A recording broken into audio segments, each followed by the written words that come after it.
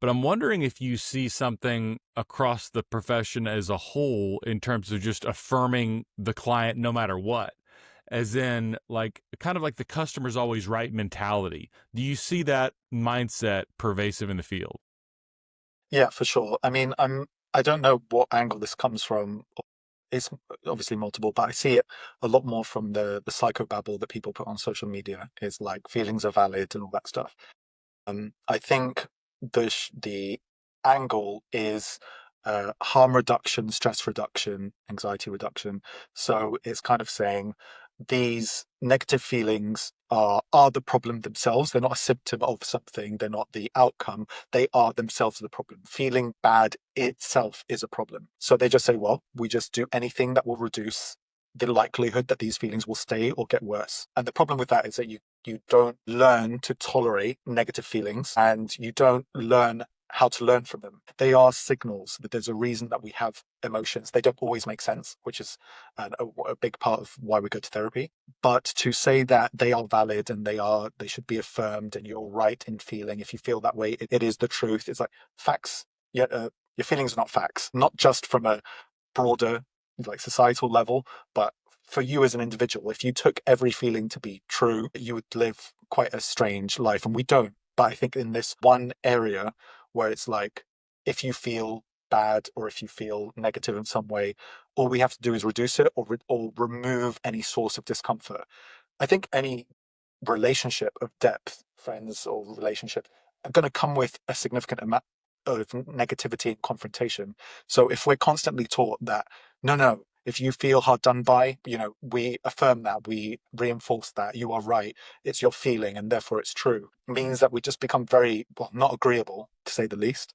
But also we become less open-minded about, well, why is this negative feeling coming up for me? And is it going to come up again? Because I may be able to eliminate it now, but I probably won't learn anything from that. And I will be confronted with this feeling again.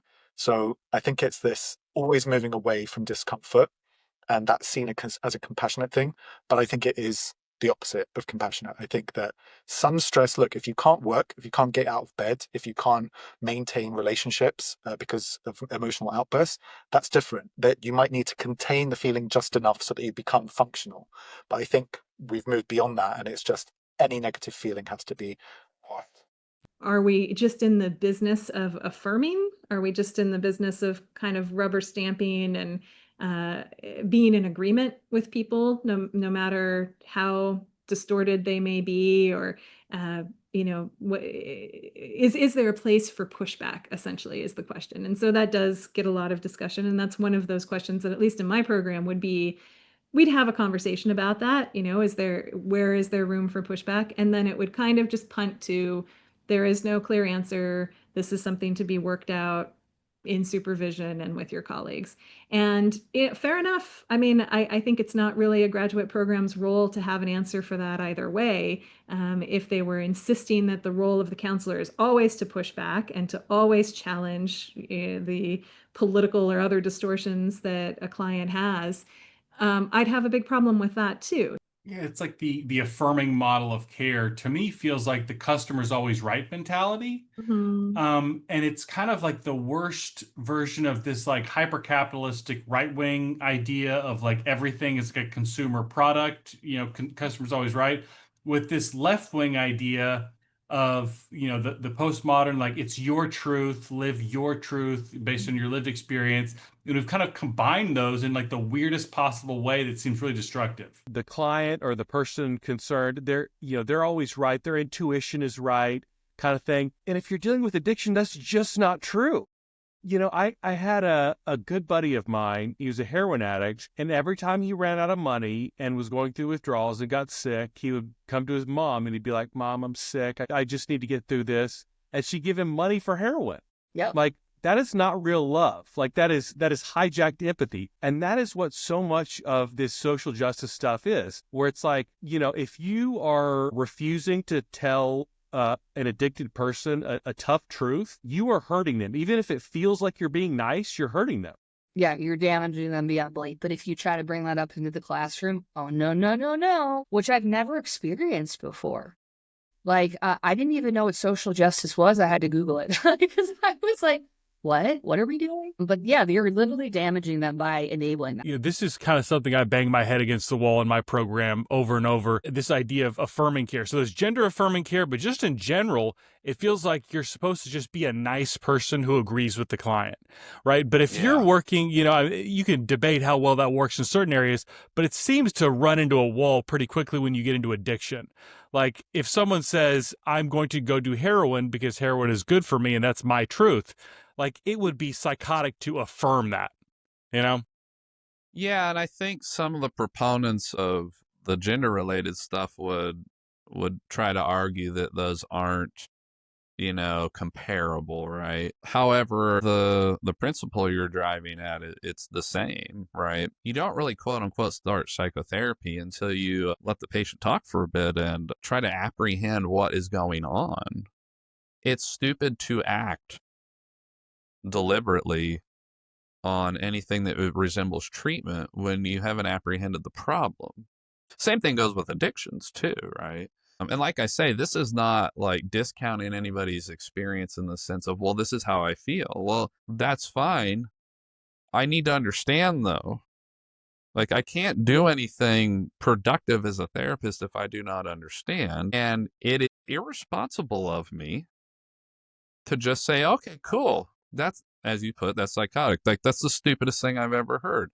Same thing with addiction. There are some things that are objectively not good for us. If the patient reports that they're shooting up heroin every day or they're drinking 17 beers in 3 hours every night, feel free to tell them to like, hey, I've got some concerns for you.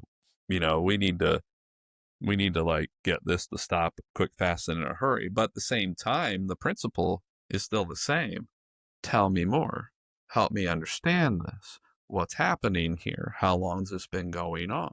I'm very reluctant to go into any kind of counseling relationship, no matter how absurd I think somebody's experience is or what they're narrating to me, and say, look, you need to listen to me. I see reality and you don't. I sort of spiritually am allergic to that kind of concept. But I do think there is a total role for the counselor to ask better questions, to push the client into a relationship with the consequences of their behavior, of their perceptions, in ways that are not happening right now with the affirming model or the rubber stamp model.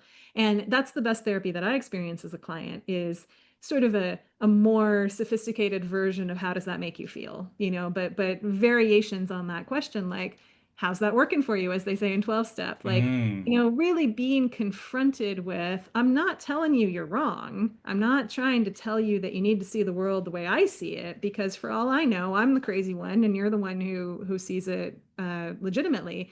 But I am going to ask you, what does that mean for what your life looks like? And, you know, what are the consequences, and what's the fallout of perceiving things this way, and what happens if you perceive it another way, and what are the consequences there? So those kinds of questions are the role that a good therapist should be playing all the time, I think. And that's definitely not being trained. I'm not a fan of the idea of the customer is right, because and maybe this is controversial to some people, I don't think most people actually understand themselves. And that especially goes for people who work in the mental health care profession.